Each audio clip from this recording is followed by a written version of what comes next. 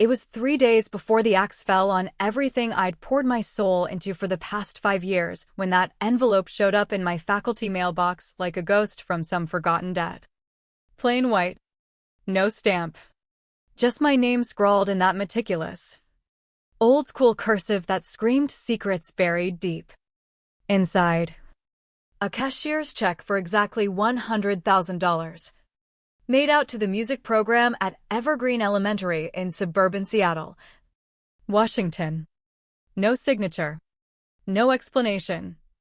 Just cold numbers staring back at me, promising salvation or maybe something worse.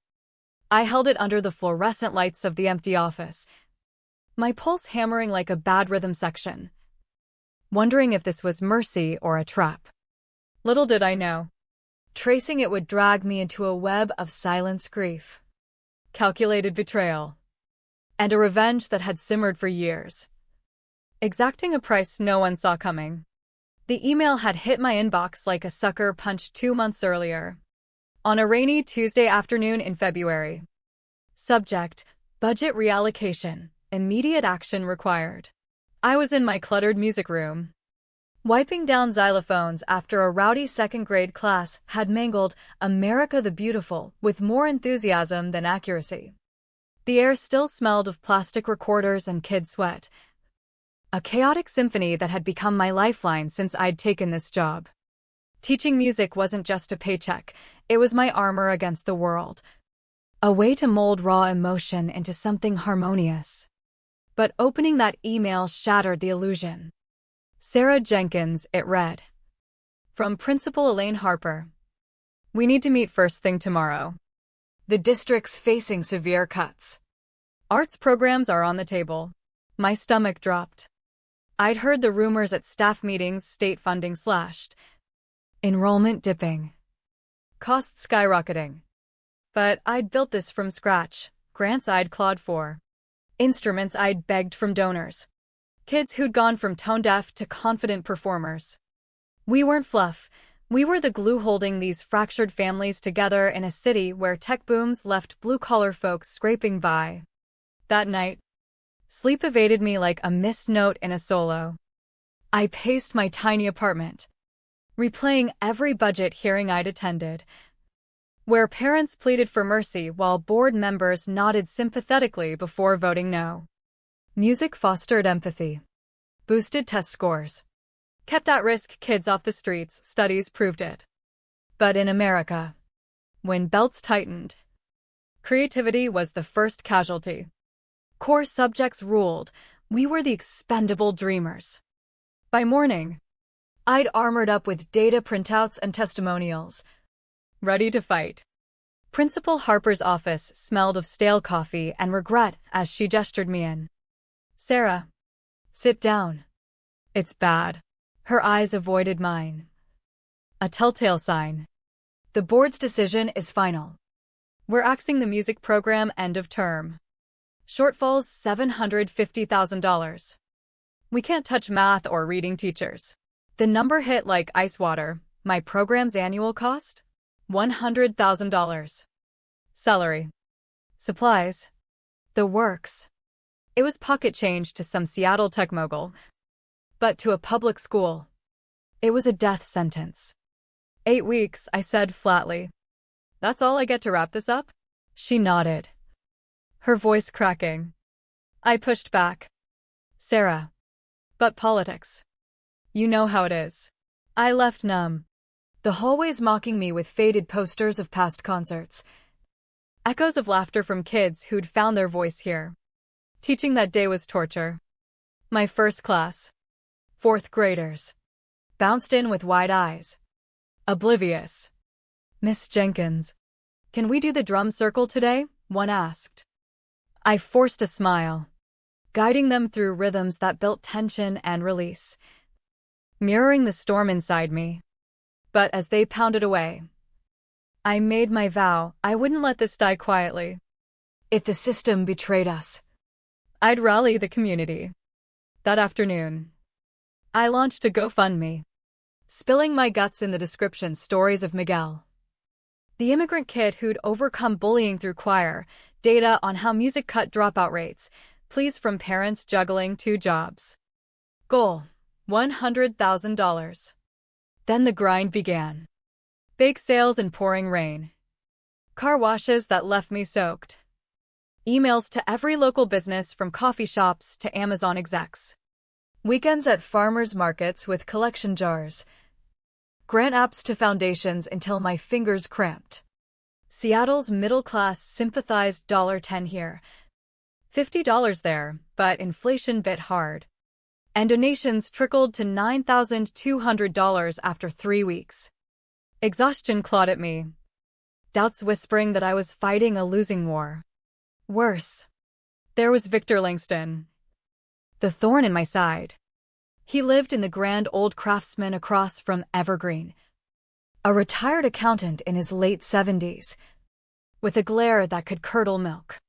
For 2 years, he'd waged war on my program, calling the office daily about the unbearable cacophony drifting from our windows. It's assault on my sanity, he'd bark. I'm trying to read my paper in peace, and this racket starts at dawn. I tried diplomacy, shifting classes, adding soundproofing on a shoestring, but nothing appeased him. He'd stormed board meetings, ranting about noise ordinances and plummeting property values, even hinting at lawsuits. The irony burned. My program teetered on extinction while he pushed it over the edge. Why's that old guy always mad? A student, Lily, asked after his latest tirade over our ukulele unit. I shrugged, watching him pace his porch like a sentinel. Some people carry invisible weights, kiddo. But I can't afford to care, I'm too busy saving us. For weeks in. $13,500 raised. Despair crept in. Nightmares of packing boxes, telling kids their safe space was gone. This job was my escape from my own scars, a messy divorce 5 years back that left me questioning trust. Music healed that. Losing it felt like another betrayal. Then, that fateful Monday, 3 days from doom, I arrived pre-dawn for ensemble practice. The school loomed dark. Seattle mist clinging like regret. In the office, that envelope waited. The check inside? A lifeline or a noose? I stared, mind racing. Who had this cash? Why hide? Principal Harper arrived soon after, her eyes widening at the sight. Sarah, this is real? A bank call confirmed it. Anonymous donor, she marveled. Your program's saved for now. But gratitude twisted into obsession. I had to know. The handwriting screamed age. Elegance. No postmark, hand-delivered. Security cams showed a hooded figure at 6:15 a.m., slipping in shadows. Lists of donors yielded nothing, the bank stonewalled on privacy laws. Then, the silence. Victor's complaints vanished overnight. No calls. No rants. Odd. Coincidence? Or clue? Thursday. Post-rehearsal. I spotted him on his porch, watching kids file out. Not fury in his eyes, something raw, like hunger for what he'd lost. Impulse drove me across the street. He retreated inside, but not before I glimpsed a vintage fountain pen on his table, its nib matching that cursive flourish. Heart pounding.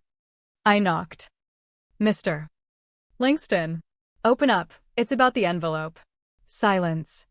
Then a crack. He looked frail. Eyes haunted by ghosts. What do you want? That pen, did it write my name on that check? And why stop complaining the day it arrived? His face paled. A flicker of panic. Leave. Not until you explain. If you saved us after trying to destroy us. Why? He wavered. Then sighed, opening wider. Come in. But you might regret it. Victor's home was a shrine to faded glory, antique furniture, walls lined with yellowed photos. But music artifacts everywhere, a dusty cello case, brittle scores, a mantle photo that froze me. A woman in her 50s, radiant, conducting a classroom choir at Evergreen. Who? I whispered. Elena.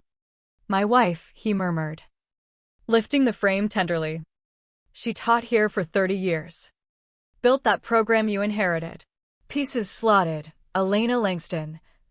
Retired abruptly before I started. She didn't retire, Victor said. Voice cracking. Cancer took her 3 years ago. But it wasn't just the disease, it was betrayal. He set the photo down. Eyes distant. Elena had poured her life into those kids, coming home glowing with their triumphs. Convinced music mended souls in a world that broke them. But when symptoms hit fatigue, pain, the district's insurance skimped. Harper and the board cut corners on teacher benefits to pad admin salaries, delaying her scans. By diagnosis, stage 4. They knew, he spat. Tension building like a crescendo. Elena begged for support. They silenced her with bureaucracy. Budget priorities, they said. She died in agony. Her legacy erased as they eyed her program for cuts. The air thickened with his rage. For years, he'd stewed in silence, the grief twisting into venom. Complaints were his weapon, eroding the program bit by bit. A slow revenge on the system that betrayed her. Every screech reminded me of her absence. But more, of their greed. But seeing my fundraiser, the kids' stories mirroring Elena's passion, cracked his resolve. I wanted it gone. To punish them. But destroying it would betray her too. So, the anonymous gift from their nest egg. Not kindness, but a calculated strike. Why hide? I pressed. Because it's not over, he confessed. Voice dropping to a whisper that doused the room in chill. That money buys time. But attach strings. I slipped evidence into the envelope, documents proving the board's embezzlement. How they funneled funds from arts to personal perks. Dooming Elena. Shock rippled through me. The check wasn't salvation, it was bait. By accepting, we'd trigger audits under Washington law, anonymous large donations flagged for review. They'll investigate, Victor said. Eyes blazing. Harper's downfall. The board exposed. Revenge for her silence. Her pain. But the price? My program scrutiny. Potential closure if tied to scandal. His choice haunted him, grief's isolation versus justice's chaos. I couldn't live with the quiet anymore.